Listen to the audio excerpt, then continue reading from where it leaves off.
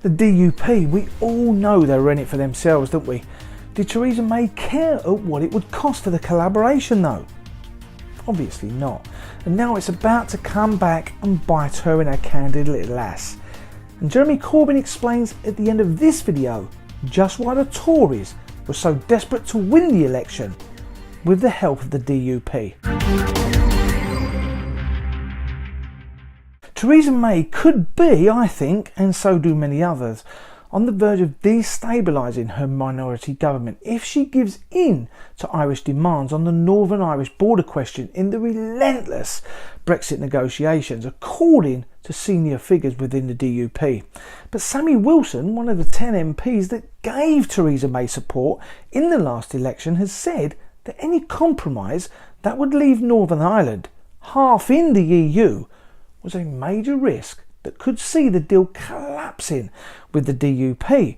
Sammy Wilson then went on to say to the BBC if there is any hint that in order to placate Dublin and the EU, they're prepared to have Northern Ireland treated differently than the rest of the UK, then they can't rely on our vote. But the hard as nails leader of the DUP, Arlene Foster, has repeatedly said that the DUP would not tolerate the creation of a new border in the Irish Sea. The move is an attempt to meet the Irish government's demand for a cast-iron guarantee there will be no return to a hard border within Northern Ireland, which it fears would be made inevitable by new trade barriers. The DUP are renowned for winning their battles, and this could well throw the Brexit deal into chaos, and Theresa May is now being backed into a corner. But remember, the DUP were dead against having a Labour government under Corbyn. That's why they did the supply and demand deal, but I feel they care more about the ties between the UK and Ireland, and I feel if they have to have a Corbyn government just to get what they want, then I actually think they will do it. The government has to keep the United Kingdom as a whole in the customs union and sign up to regulatory convergence. Otherwise, you have to have a land border in Ireland, which is unacceptable to the Republic, or in the Irish Sea, which again is unacceptable to the DUP. So if Theresa May cannot sort this out and the DUP go against Theresa May because they can't get what they want, we could really see an early election if she loses her majority. Under the Fixed Term Parliaments Act, there are actually two pathways to an early election: a 2/3 majority vote for dissolution, or the government loses a motion of confidence. And under those circumstances, the government can always get an early election if it wants one, because the opposition parties will look stupid if they decline the chance to replace the government. And let's face it, Corbyn has always wanted another election since the last result. And whilst Corbyn has now been mentioned, it's all a game with the Tories. They called in the DUP to keep Corbyn out, whatever the cost, just so they could keep serving the bankers and the wealthy elites.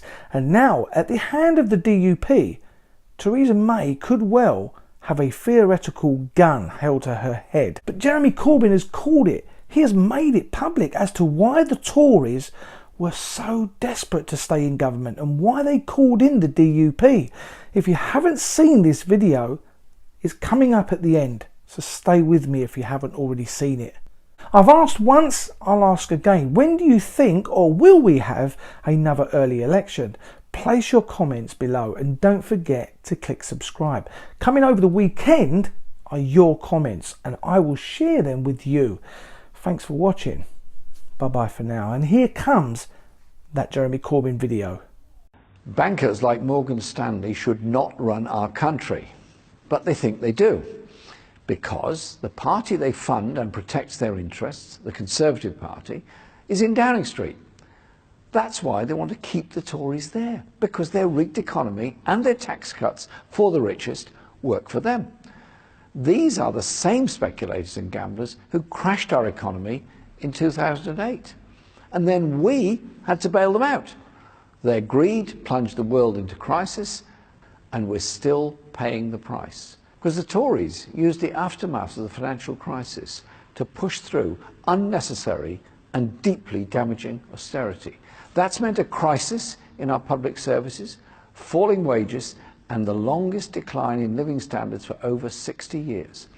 Nurses, teachers, shop workers, builders, well, just about everyone is finding it harder to get by.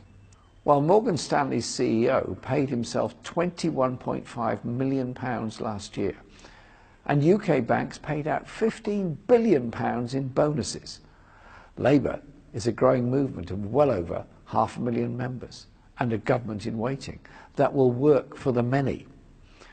So when they say we're a threat, they're right.